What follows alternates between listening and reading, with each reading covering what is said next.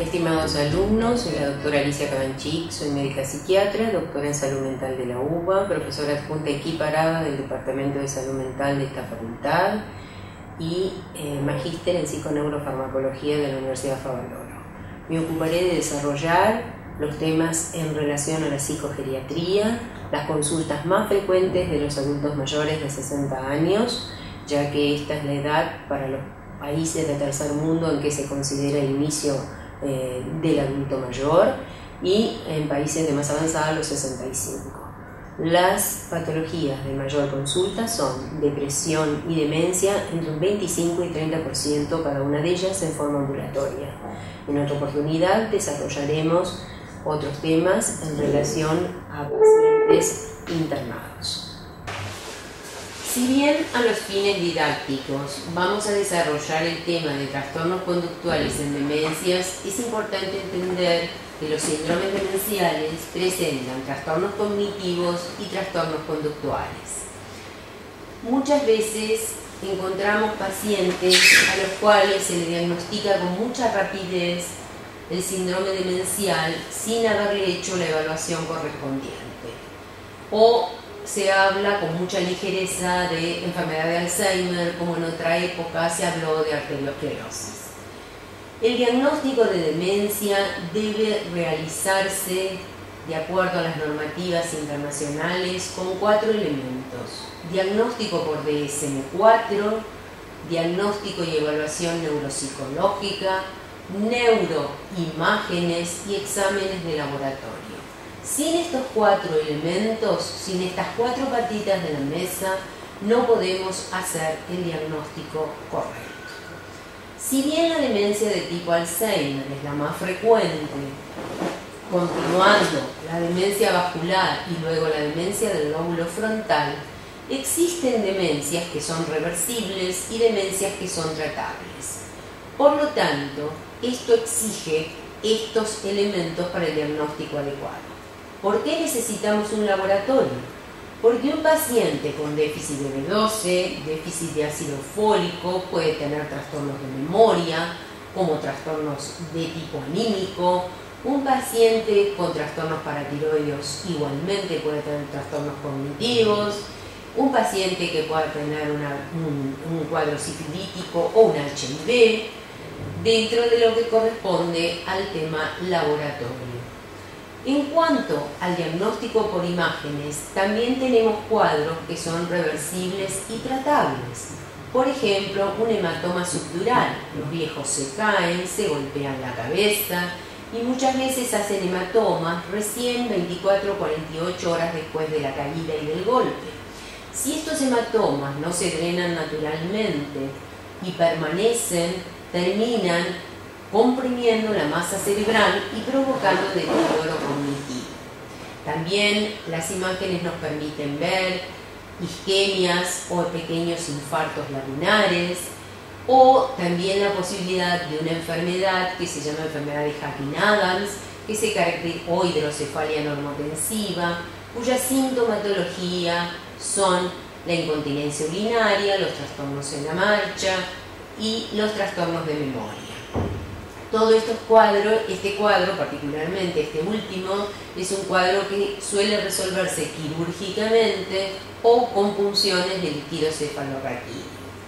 También hay otras enfermedades neurológicas como la enfermedad de Parkinson, la esclerosis lateral amiotrófica, la esclerosis múltiple, que pueden provocar demencias, enfermedades sistémicas como el lupus eritematoso, que también la pueden provocar, tumores, etc.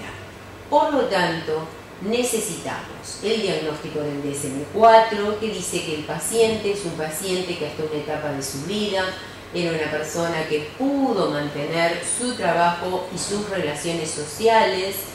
Antiguamente los viejos libros de clínica psiquiátrica decían que el demente era un hombre que nació rico y muere pobre, a diferencia del oligofrénico que nace pobre y muere pobre.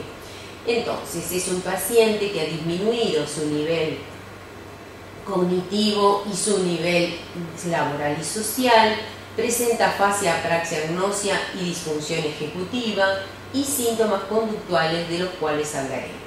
El laboratorio, como mencionamos, para descubrir las causas reversibles y tratables, las imágenes para saber de qué tipo de demencia se trata, si hay causas vasculares, si hay atrofia, si hay dilatación ventricular, si hay masas tumorales, si puede haber una cisticercosis, distintos tipos de patología, como mencionamos, y es decir, la evaluación neuropsicológica que nos dará el tipo de alteración de memoria, si la alteración es de tipo traumática, si es semántica, el tipo de perfil también en las distintas evaluaciones neuropsicológicas que implican distintos test realizados por neuropsicólogos y que incluyen escalas como la escala de Hagas, el MATIS, el Yesavage, la escala de Hamilton,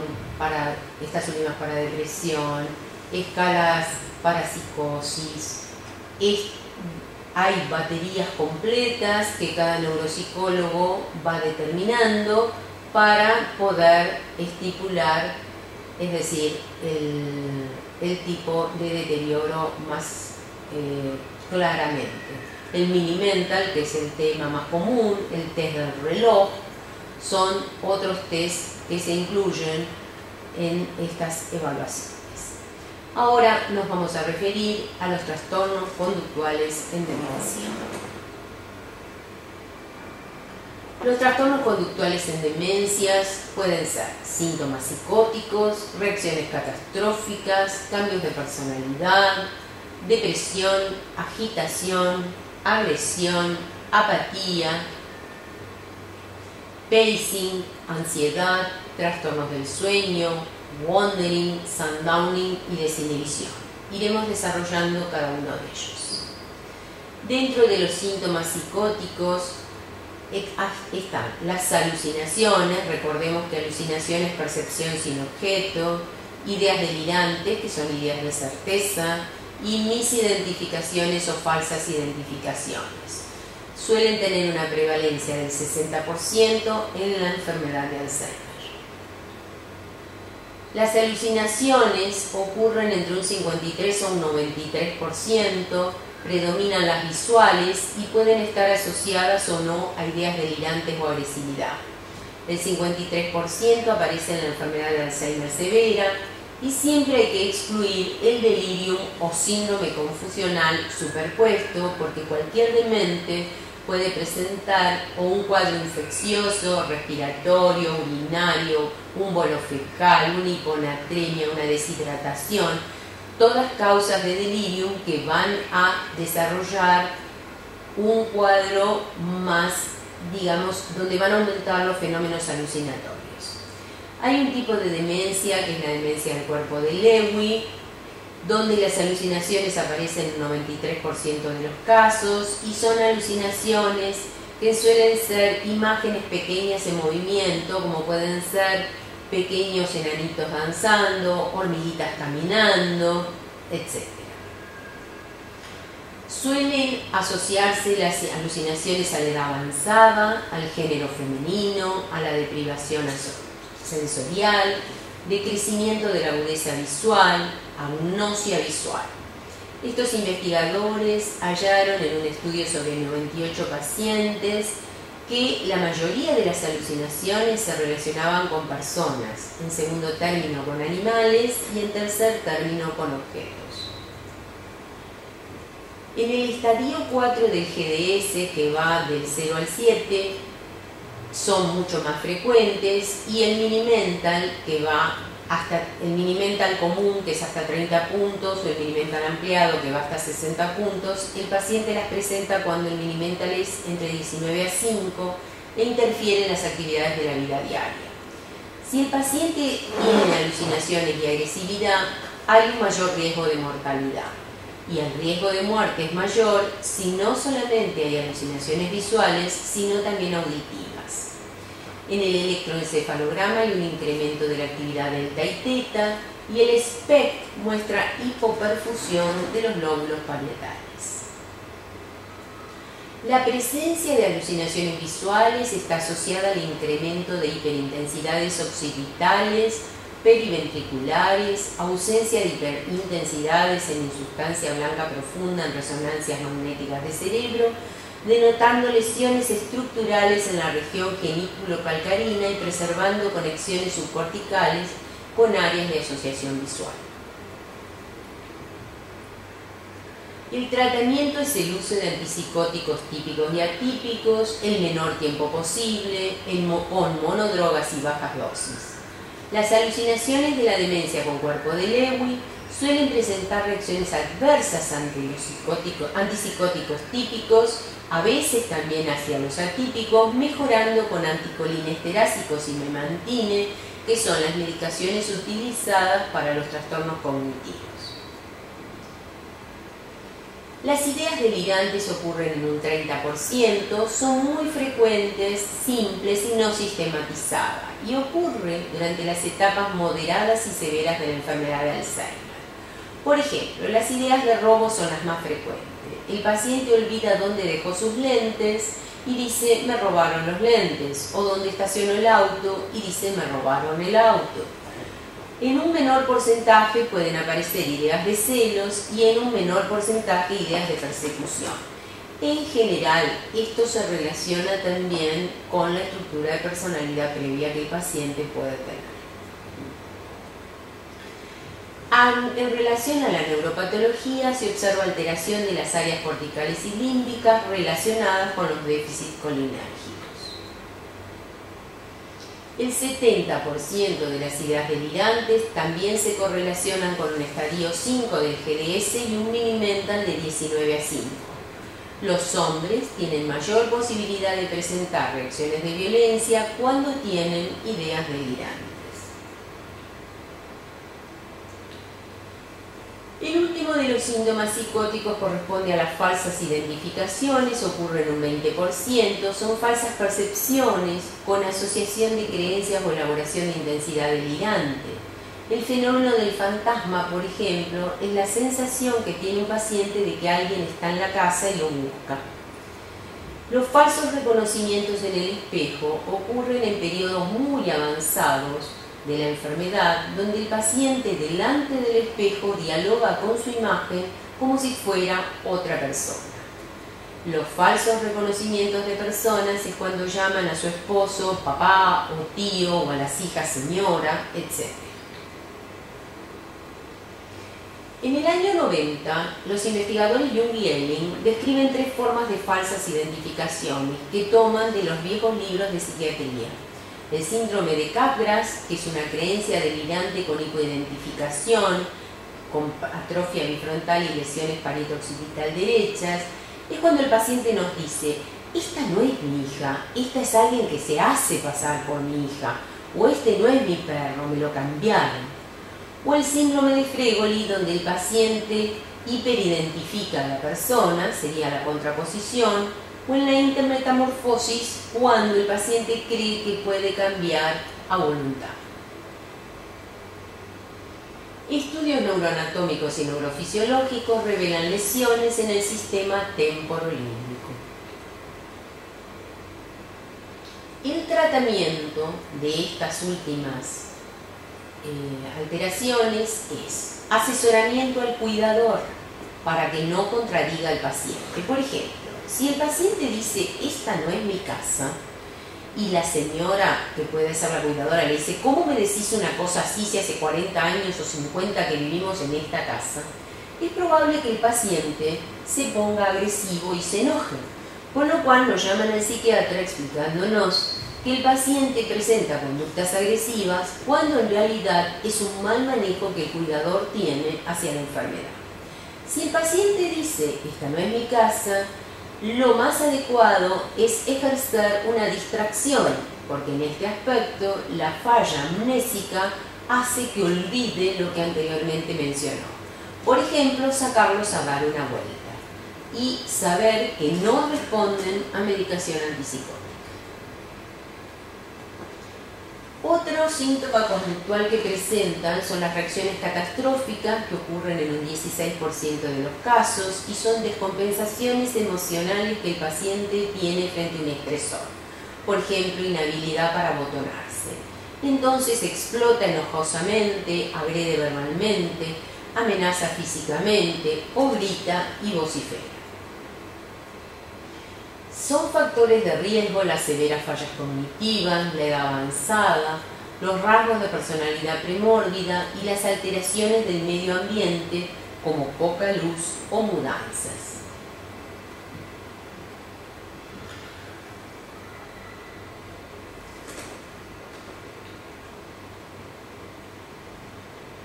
Es necesario que el cuidador lo calme y remueva el estímulo que lo ofendió, lo distraiga con otra actividad y le dé soporte emocional. También es importante que se use una vestimenta adecuada.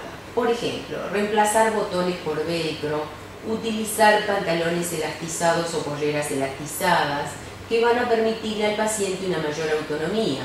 No utilizar calzado que haya que, por ejemplo, hacer un moño, sino algo que le permita al paciente manejarse más autónomamente. Se observa daño cerebral en la amígdala, en el lóbulo temporal, en el hipotálamo y hay disminución de los neurotransmisores.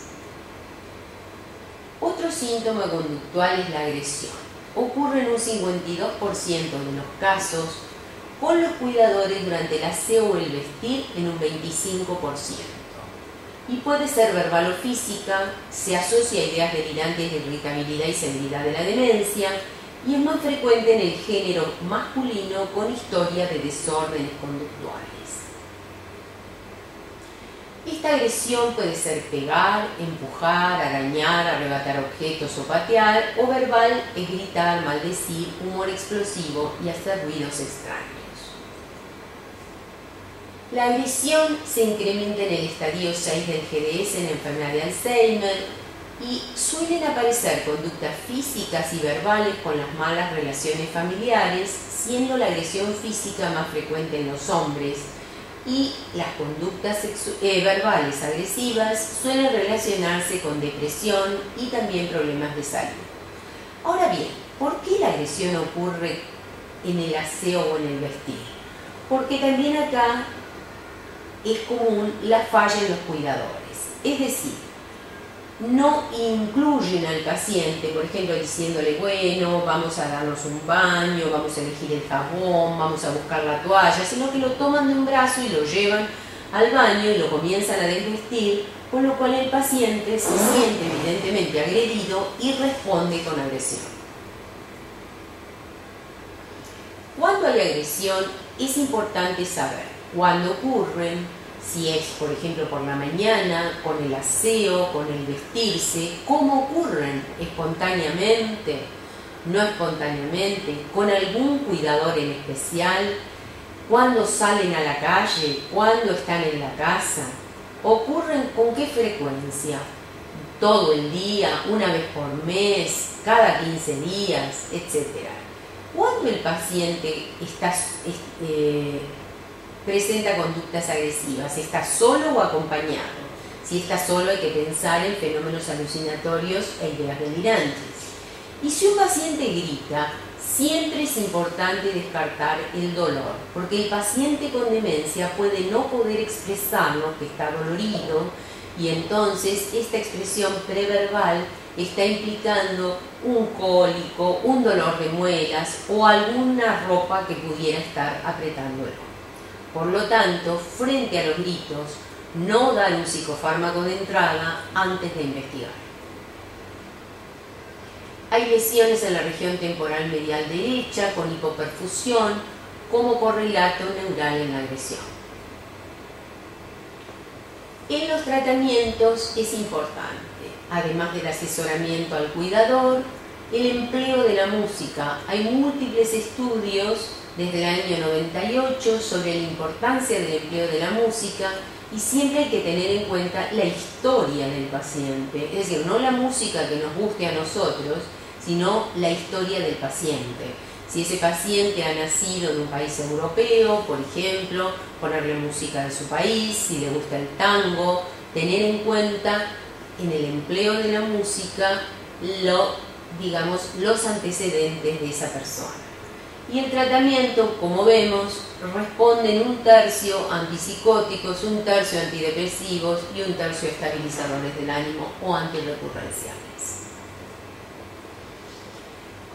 La agitación ocurre en un 50%, es frecuente y persistente, son actividades motoras inapropiadas, verbales y o vocales que no responden a necesidades ni a síndrome confusional, debido a fallas cognitivas, médicas, psicológicas o del medio, y la frecuencia aumenta con el progreso de la enfermedad. Hay conductas motoras aberrantes que se asocian a la pérdida de la porción ventral del córtex cingulado anterior derecho y giro frontal superior ventromedial, corteza órbito-frontal e ínsula anterior derecha. Cuando las ideas delirantes se acompañan de agresión y agitación, son más frecuentes y severas entre portadores homocigotas ApoE4 que entre pacientes heterocigotas ApoE4 negativos. Otro síntoma conductual son los trastornos de ansiedad, que ocurre comúnmente, es una anticipación aprensiva sobre eventos posibles. Por ejemplo, le dicen vamos al médico a la tarde y ya la persona quiere ir ya, es decir, se pone como muy ansiosa, pero también puede ser alerta de depresión asociada y aparecer en el pasaje de la independencia del dependencia con personal. Este es un tema muy complicado cuando la persona realmente ha sido muy independiente y se resiste a la inclusión de un personal. La ansiedad es temprana, se incrementa en el estadio 3 del GDS y aparece como trastorno de ansiedad generalizado en un 7% y menos como trastorno de pánico en un 2%. Se llama síndrome de Godot a estas características preguntas repetitivas acerca de eventos por venir como resultado del déficit cognitivo. El paciente pregunta qué hora es, a los 2 minutos qué hora es y a los otros 2 minutos qué hora es. También aparecen fobias, como por ejemplo al bañarse. Acá es importante asesorar a la familia porque el paciente empieza a tener miedo a la ducha, por ejemplo, en la utilización ya sea de un duchador con un banquillo fuera de la bañera o un baño de inmersión. A veces presentan fobias a salir o fobias a estar solos. ¿Qué es el pacing? Es una conducta de agitación caracterizada por un caminar ida y vuelta dentro de un mismo sitio, como uno suele ver en las viejas películas cuando las señoras tenían familia y los esposos ansiosos se paseaban por los pasillos. No responden a tratamientos farmacológicos, se debe dejar que el paciente lo realice y no intentar frenarlo, y si hay que retirar objetos que le impidan el paso o caerse.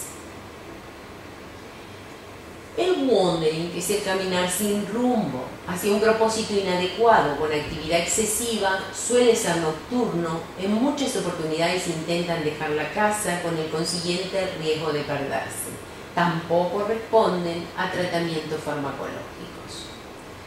La libertad, por lo tanto, debe ser restringida, es decir, permitir la deambulación por la casa, pero tener la puerta con llave. Y si un paciente se pierde y pasa un tiempo, es importante buscarlo en la zona en la que vivió la parte más significativa de la vida, por ejemplo, el barrio de la infancia, porque la memoria emocional es una memoria que se conserva hasta los últimos días de existencia del paciente.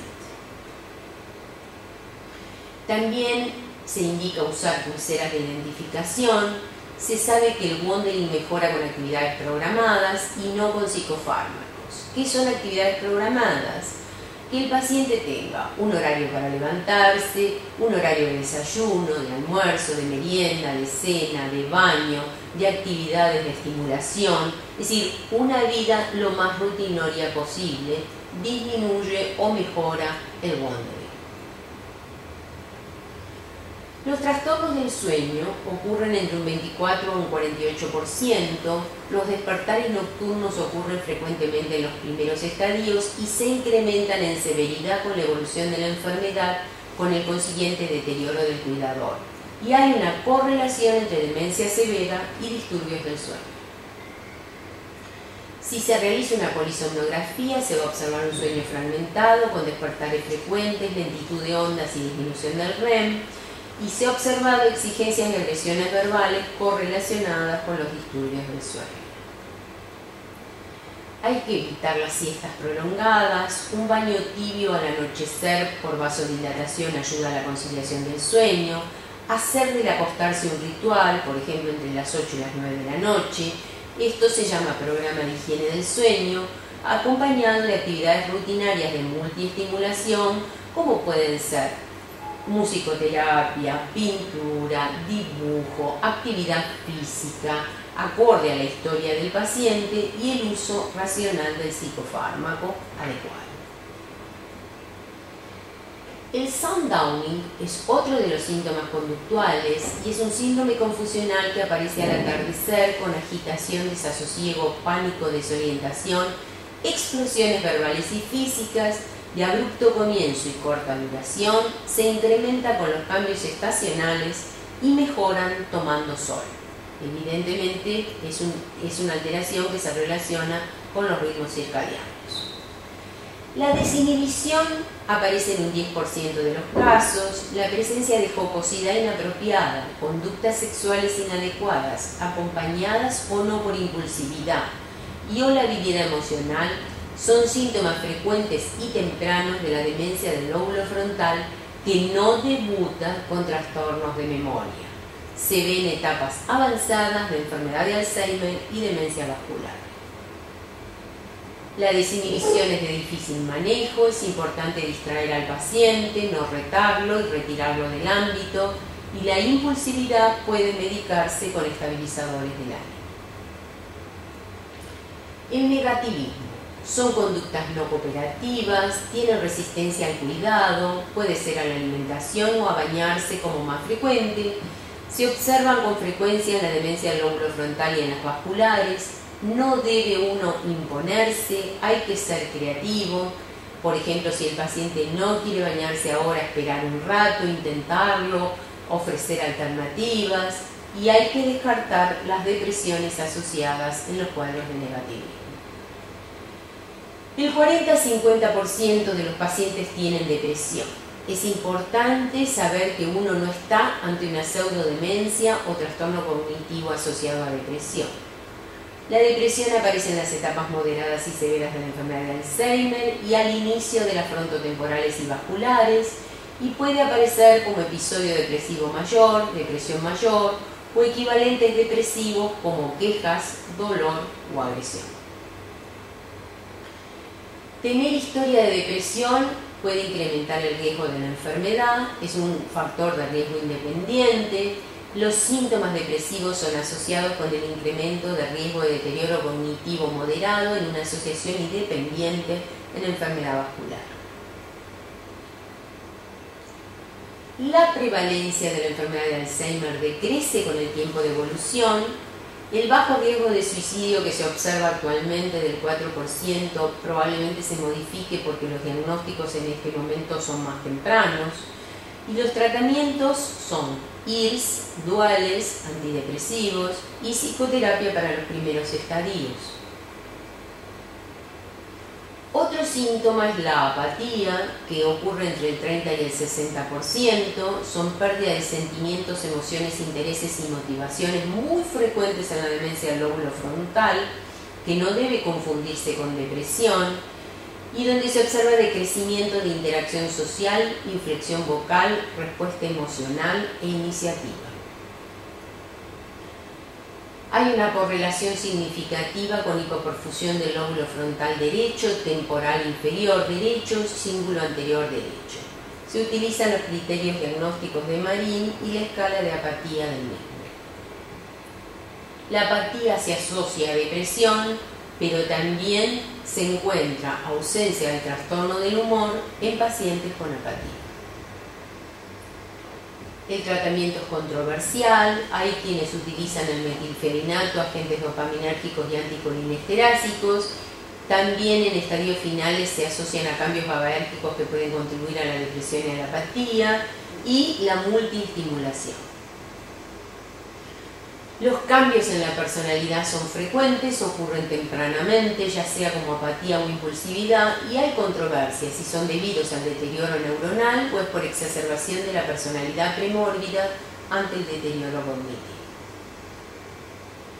¿Cuáles son los tratamientos? Reestructurar la seguridad ambiental, como dijimos anteriormente, retirar los felpudos, las mesitas ratonas, tener balcones protegidos, tener la llave del gas cerrada, porque el paciente puede dirigirse a la cocina, prender el gas y dejar el gas abierto, tener actividades rutinarias, multiestimulación, programa de higiene del sueño, psicoterapia de los primeros estadios, grupos de autoayuda para familiares. Existe ALMA, que es la Asociación de Lucha contra el Mal de Alzheimer y Enfermedades Afines, que es una asociación gratuita donde los familiares de los pacientes reciben las informaciones de asesoramiento adecuado. El hospital de día. Y en cuanto a los psicofármacos, se utilizarán ya sea antipsicóticos, antidepresivos o estabilizadores del ánimo en monodrogas y en baja dosis. Factores de riesgo. Si tenemos un cuidador estresado, va a exacerbar las alteraciones conductuales igual que las malas relaciones familiares. Si el cuidador no entiende la enfermedad y se siente agredido por el paciente, puede disminuir la atención con el consiguiente aumento de riesgos. Los factores que exacerban las alteraciones conductuales son el tono de voz. No es lo mismo decir venga, siéntese, que decirle sentate. El estilo en la comunicación, el clima afectivo, los ruidos, el ambiente inadecuado y displacentero. A veces estos pacientes son llevados a casas de hijos donde hay nietos adolescentes, música. El paciente está acostumbrado en general al silencio, y todo esto puede generar alteraciones con el aumento o el incremento de la alteración conductual. Como dijimos antes, las emociones básicas humanas mantienen intacto el sistema emocional hasta estadios finales: agrado, enojo, desagrado y alegría.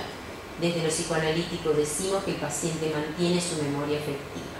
Por ejemplo, supongamos que un paciente ha sido una persona fanática de un determinado, es decir, club de fútbol, y el paciente ya está con un deterioro muy avanzado de la enfermedad, pero uno le lleva una revista o una foto de ese grupo de jugadores y es probable que el paciente esboce una sonrisa. Hasta acá los trastornos conductuales en demencia. Quisiera mencionar también el tema desde el punto de vista psicodinámico de lo que fue mi tesis doctoral, donde yo investigué 153 pacientes con demencia, y lo que observé en estos pacientes, sobre todo en la enfermedad de Alzheimer, es que aquellos habían tenido, previo a la aparición de la enfermedad, 1 o 2 años antes, algún episodio traumático importante, el cual no había podido ser elaborado, teniendo en cuenta el concepto de depresión esencial de la Escuela Psicosomática de Martí y el concepto de series complementarias de Freud.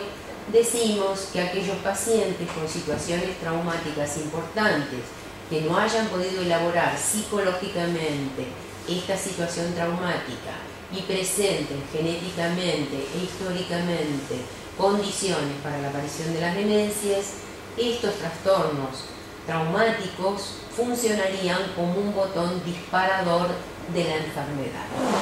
Por lo tanto, consideramos importantes los aspectos preventivos frente a situaciones traumáticas difíciles de elaborar.